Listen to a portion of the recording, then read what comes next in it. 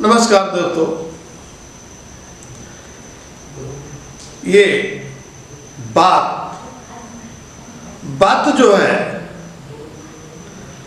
कहने को तो मात्र दो ही शब्द हैं, बा में बड़ा की मात्रा और ता, लेकिन इस बात का महत्व बहुत बड़ा है।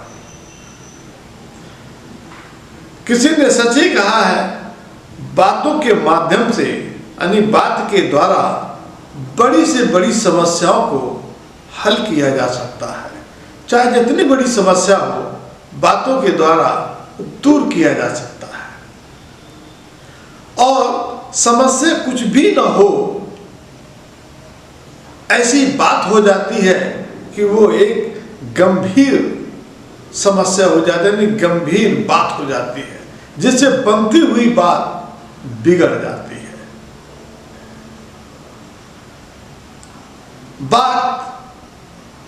बातों के द्वारा ही जो भी अभी तक इतिहास रहा है, चाहे महाभारत में बातों के द्वारा ही महाभारत का युद्ध हुआ है,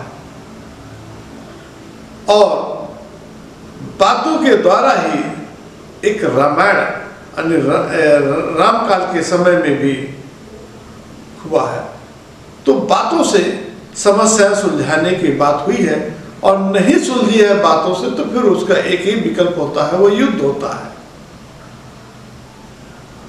लेकिन युद्ध से भी समस्याएं हल नहीं होती है।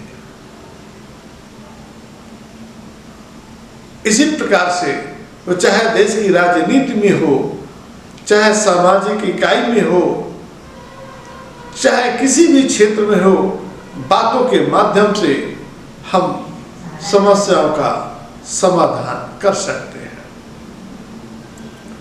और बातों के द्वारा ही हम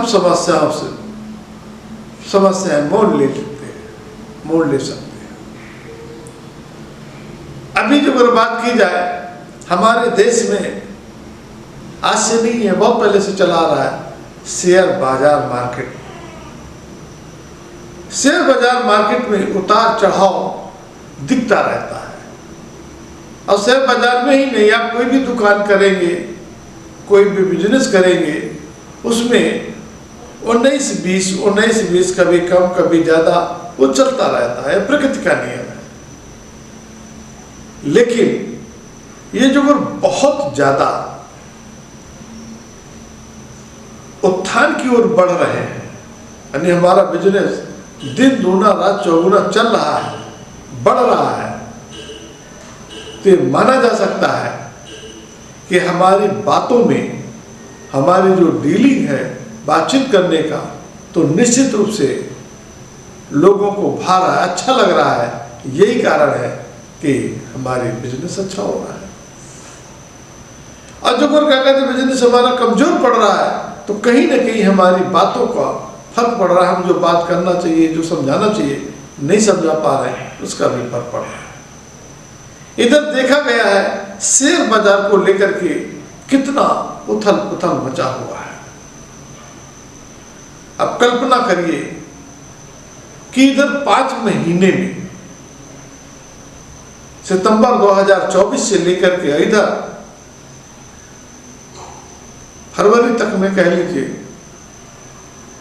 जनवरी तक में कह लीजिए, फरवरी तक में कितना 90 लाख करोड़ लोगों का पैसा डूब चुका है, नुकसान हो चुका है। इसमें कई बार ये सुनने को मिला है कि इसके भी जो एक दलाल होते हैं, बिचौलिए होते हैं, इसमें बहुत बड़ा गेम करते हैं। शेयर मार्केट को नीचे लाने का भी उन्हीं का प्लान होता है, और बढ़ाने का भी उन्हीं का प्लान होता है। ये कितना सही है, कितना गलत है, ये ऐसा सुनने को मिला है कि ऐसा लोग करते हैं, लेकिन वही जानते हैं। फिर भी जितनी तेजी से विदेशी निवेशक जो शेयर बाजार में निवेश किए हुए थे निकाल रहे हैं, तो निकालने का कारण क्या है, इसको जरूर सरकार को ध्यान में लेना चाहिए कितनी तेजी से धीरे धीरे धीरे धीरे धीरे धीरे करके सब वहां से पैसा निकाल रहे हैं। क्यों? कुछ तो वजह है। और जानकारी में तो ये भी आ रही है कि जितना विदेशी निवेशक है जो भारत में निवेश किया था, शेयर मार्केट में लगाया था, वो निकाल करके चाइना पर शिफ्ट कर रहा है, नहीं चाइना चीन में इन्वेस्ट कर रहा है। ऐसा क्यों? कुछ तो वजह दिख रही होगी, कुछ तो उनके में कोई कंफ्यूजन हुआ होगा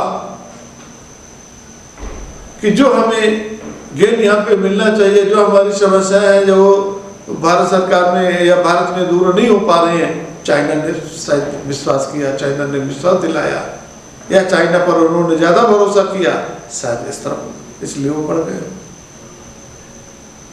तो इस पर भी सरकार को पहल करना चाहिए कि आखिर इतनी तेजी से जो इन्वेस्टर विदेशी हैं निकाल रहे हैं, आखिर क्यों? वजह भी जाननी चाहिए, और वजह जो अगर जानकारी में आ जाए उसे दूर करने का भी प्रयास करना चाहिए। क्योंकि इतने कम समय में 5-5 महीने में 90-90 लाख करोड़ रुपए ये जो शेयर बाजार के माध्यम से डूबते हैं, तो देश की इकोनॉमी के लिए ये अच्छा संकेत नहीं है।